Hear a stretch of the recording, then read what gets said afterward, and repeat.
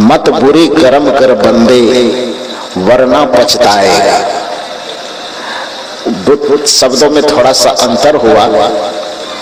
भगवान की जगह पर उन्होंने यमराज शब्द का प्रयोग किया, नादानी की जगह पर उन्होंने बेईमानी शब्द का प्रयोग किया। खैर भाव एक ही है, शब्द का अंतर थोड़ा सा हुआ। मत बुरे कर्म कर बंदे वरना पछताएगा, भगवान की नजर से तू बच नहीं पाएगा। सीधी सी बात है कि फल चाहे अपने आप मिले, चाहे वह फल भगवान दे कि अल्लाह दे कि खुदा दे कि दुनिया का कोई भी परमात्मा ईश्वर दे, फल तो कर्म का ही देगा ना। बिना कर्म किए कोई भगवान भी फल कैसे दे देगा। कर्म इस संसार में प्रधान चीज है। ध्यान दीजिए दो बात पर। जो कहता है इस संसार में ईश्वर का अस्तित्व नहीं है, वह भी इस बात को मानता है कि फल आपको आपके कर्म का ही मिलेगा। और जो यह कहता है कि ईश्वर है, उसका भी मान्यता है कि ईश्वर आपके ही कर्म का फल देगा। तो चाहे इधर से घुमा के कहिए कि चाहे उधर से घुमा करके कहिए, बात तो प्रधान यही है, प्रमुख यही है कि संसार में जो भी अच्छे बुरे फल मिलेंगे आपको, संसार में जो भी अच्छा बुरा परिणाम मिलेगा आपको, संसार में आपके जीवन की अच्छी बुरी जो भी दशा होगी आपकी, वह आपके कर्म का ही परिणाम होगा। दूसरा कोई आपके कर्म के बगैर कुछ नहीं दे सकता है। इसलिए सदगुरु कबीर साहब की परंपरा में कहा जाता है, कर्मों का सुधार ही सबसे बड़ी साधना है। अपने कर्म को पवित्र बनाना ही सबसे बड़ी पूजा है। अपने आचरण को पवित्र बनाना ये सबसे बड़ी तपस्या है। अपने विचार को पवित्र बनाना ये सबसे बड़ा धर्म है। धर्म केवल मंदिरों तक सीमित नहीं है। धर्म केवल ग्रंथों तक, पोथी पत्रा तक, वेद पुराण तक ही सीमित नहीं है। धर्म इतना विस्तृत चीज है जो आपके संपूर्ण जीवन को एकदम ढका हुआ रहता है। धर्म का सीधा सा ही अर्थ होता है धारणात इति धर्म। ध्यान से सुनिए शब्दों को। शब्दों के अर्थ को न समझ पाने के कारण आदमी उलझता है और बेवजह का किसी एक दूसरे पर कटाक्ष करता है। धर्म का सीधा सा मतलब है धारणात इति धर्म, जिसे धारण करने से हमारा जीवन स्वयं सुखी हो और दूसरे के भी सुख में कोई बाधा न पहुंचे, उसी को धर्म कहा जाता है। दया को धारण करने से किसका अहित होगा? यदि आपको कहा जाए कि आप प्रेम को धारण कीजिए तो इससे किसको आपत्ति होगी? यदि आपको कहा जाए कि क्षमा को धारण कीजिए तो इससे किसको आपत्ति होगी? यदि आपको कहा जाए सत्य को धारण कीजिए तो इससे किसको आपत्ति होगी? धर्म का अर्थ वह नहीं है कि हमारी कट्टरवादी हो सोच जो दूसरे को तकलीफ पहुंचावे, उसको जो भी धर्म नाम दिया जाए वो धर्म नहीं हो सकता है। धर्म वह है जिसको धारण करने से स्वयं सुख हो और दूसरे को भी सुख मिल सके।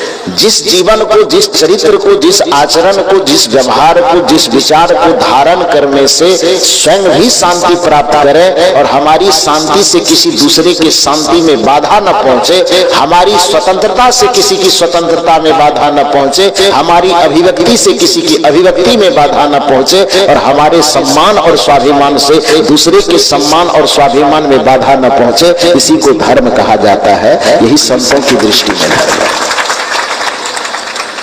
धर्म का बड़ा व्यापक अर्थ है। यही कारण है कि सदगुरु कबीर साहब ने कहा कि कोई मंदिर जाता है वो जाए, कोई आपत्ति नहीं है, लेकिन ध्यान यह रहे कि कोई मस्जिद जाता है तो उस पर आप रोड़ा ना बने, उसके मार्ग का आप बाधा न बने। कोई राम का सुमिरन कर रहा है, करे न, क्या आपत्ति है, लेकिन ध्यान यह रहे कि तुम रहीम के सुमरने वाले से नफरत न करो। ध्यान यह रहे कि आप वेद पढ़ते हो, पढ़ते रहो, कौन रोकता है, लेकिन इतनी बात का स्मरण रहे कि कुरान वाले से नफरत करने की आवश्यकता नहीं है। आप अपने पूजा प्रथा को निभाते हैं, निभाइए, लेकिन इतना ध्यान रखना है कि दूसरे हमारे पूजा हमारे प्रथा को निभाने के चक्कर में दूसरे आदमी को आपत्ति न, दूसरे आदमी के मार्ग में, दूसरे आदमी की पूजा पद्धति में, दूसरे आदमी की उपासना पद्धति में कोई द्वेष की चिंगारी न फैले, इस बात का ख्याल रखना यह भी धर्म का हिस्सा है।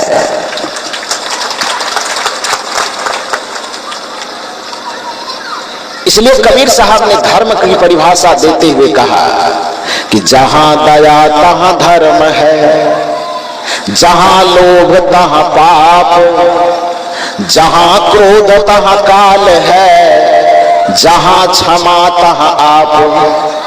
साहब कहते कि इस धरती पर जहां जहां तुमको दया का दर्शन हो वहां वहां धर्म है। जहां जहां तुम्हें क्रोध का दर्शन हो तो समझ लेना चाहिए कि यहां पर काल की उपस्थिति है। कोई कार्यकर्ता बच्चे सबको जाके रोकिए भाई,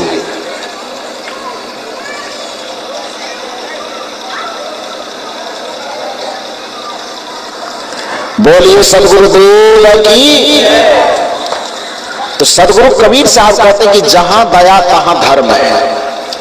एक बात और ध्यान रखिए कि सदगुरु कबीर साहब किसी संप्रदाय विशेष की वकालत नहीं करते हैं अथवा किसी संप्रदाय विशेष का विरोध भी नहीं करते। संत कभी किसी भी चीज का विरोध नहीं करते। हाँ, संत आपको एक दृष्टि भले देते हैं, देखने का तरीका। किसी भी चीज को देखने का तरीका अलग हो सकता है, लेकिन संत के उस देखने के तरीका को न समझने के कारण हमें संत विरोधी लगते हैं। एक बात यदि मान सकते हैं आप तो यह मानिए कि यदि आप किसी बात की आलोचना करने के कारण, किसी बात के लिए डांटने के कारण आप संत को विरोधी करार देंगे, संत को निंदक कहेंगे, संत को आलोचक कहेंगे, तो इस दृष्टिकोण से तो दुनिया के हर एक माँ बाप जो होंगे वो अपराधी हो जाएंगे। क्यों? क्योंकि जब आपके बच्चे पढ़ने के समय में खेलने जा रहा है, आप बच्चे को कह रहे हैं बेटा जाकर के पढ़ाई करो, और बच्चा एकदम मोबाइल में चिपका हुआ है।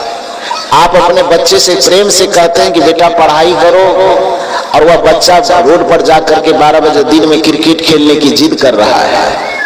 आप कहते हैं कि बेटा पढ़ाई करो, और बच्चा अपने दोस्तों के साथ में गुल्ली डंडा खेल रहा है। प्रेम से मनाने के बाद यदि वह बच्चा नहीं मान रहा है तो आप उसके साथ क्या करेंगे? डांटेंगे कि नहीं डांटेंगे? डांटेंगे ना। और यदि कदाचित वह डांटने से न माने तब क्या करेंगे? क्या करेंगे? भगवान बुद्ध की तरह हाथ में हाथ धर करके बैठ जाएंगे।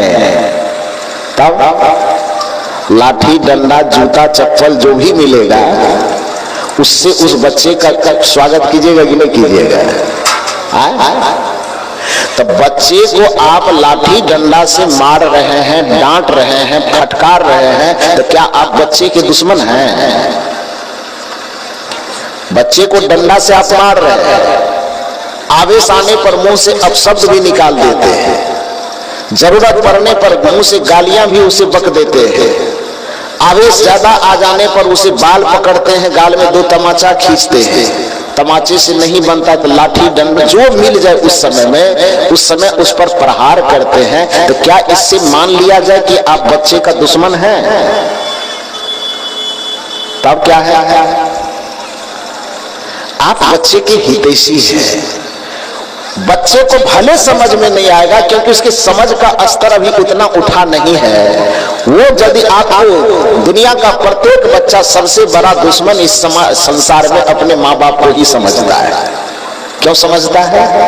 क्योंकि उसे लगता है कि खेलने में बाधा पहुंचा जाए, दोस्तों के साथ जाने में, गुल्ली डंडा खेलने में, बगीचा में दौड़ने में। अभी यहाँ सत्संग कर रहे हो, वहां बच्चा खेल रहा है।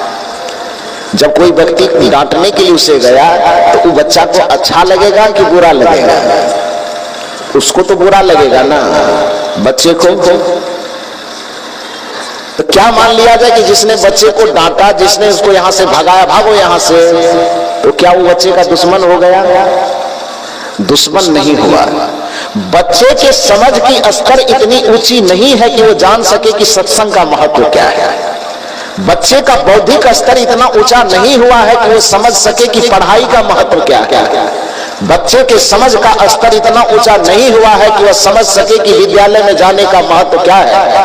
बच्चे की समझ का स्तर अभी इतना ऊंचा नहीं हुआ है कि गुल्ली डंडा खेलने में और पढ़ाई करने में अंतर को स्पष्ट कर सके और दोनों के महत्व क्या है इसको समझ सके। क्योंकि वह दोनों चीज के, पढ़ाई और खेल के महत्व का विश्लेषण नहीं कर सकता है। पढ़ाई का महत्व क्या है, खेलने की जरूरत क्या है, इन दोनों के अर्थ को अलग अलग नहीं समझ सकता है। इसलिए गार्जियन को उसे जरूरत पड़ने पर प्यार से समझाना पड़ता है, और प्यार से न समझ सके तो डंडा उठा करके उसकी पिटाई भी करनी पड़ती है। इस दृष्टिकोण से गार्जियन उस बच्चे के दुश्मन नहीं है, बल्कि गार्जियन उस बच्चे के भगवान है। वो उस बच्चे का निर्माण करना चाहता है। तो कभी कभी डांटना भी भगवान का रोल होता है, कभी कभी झिकझोड़ना भी माता पिता की भूमिका होती है, कभी कभी छड़ी से पिटाई करना भी गुरु की भूमिका होती है। आज जितने बड़े बड़े विद्वान इस धरती पर बैठे हुए हम ही लोग हैं, मंच पर प्रवचन झाड़ते हैं, तो आप यह बताइए कि शिक्षकों की छड़ी हम खाए हैं कि नहीं खाए हैं? खाए हैं। बिना छड़ी खाए यहां पर कैसे बैठ सकते? माता पिता से कान मीठा गया होगा कि नहीं? कुछ कारणों को लेकर के, कुछ बातों को लेकर के माता पिता का तमाचा लगा होगा कि नहीं लगा होगा? और यदि समय पर वो तमाचा न लगता, समय पर वो छड़ी न खाए होते, समय पर वो बेलन डंडा से न पीटा होता, तो आज फिर आपके बीच में बैठ करके कोई भगवान कैसे बन सकता? बन पाएगा? तो आवश्यकता पड़ने पर माता पिता का प्यार भी बच्चे के लिए आवश्यक है, और आवश्यकता पड़ने पर डांट फटकार मार पीट भी आवश्यक है। गुरु की, माता पिता की, संत की यही भूमिका समाज में होती है। इसलिए सदगुरु कबीर साहब ने जरूरत पड़ी तो आपके कर्मों की प्रशंसा भी की, और जरूरत पड़ी जब आपको देखा कि आप धर्म के नाम पर आडंबर में फंसते जा रहे हैं, जब देखा कि ईश्वर के नाम पर आप धर्म के अंधविश्वास में फंसते जा रहे हैं, जब आपको देखा कि भक्ति के नाम पर आप पाखंड में उलझते जा रहे हैं, तब कबीर साहब ने आलोचना करके आपको झकझोड़ा। इसमें कबीर साहब को धर्म का विरोधी कहने की कोई आवश्यकता नहीं। वो केवल आपको झकझोड़ करके जगाना चाहता है। वो केवल आपके ऊपर कटाक्ष करने का मतलब आपकी निंदा करना नहीं है। कटाक्ष करने का मतलब आपको नीचा दिखाना नहीं है, बल्कि उनके व्यंग करने का, कटाक्ष करने का प्रयोजन इतना है कि ये कटाक्ष से कम आप झकझोड़े तो जाए। जूता चप्पल लेके तो मारेंगे नहीं ना, उसका सब जूता चप्पल लाठी डंडा तो केवल व्यंग हो सकता है। क्योंकि बुद्धिमान आदमी हाथों से प्रहार नहीं करते, विचारों से प्रहार करते, और विचारों का जो प्रहार है उसी को व्यंग कहा जाता है। विचारों के प्रहार को ही कटाक्ष कहा जाता है।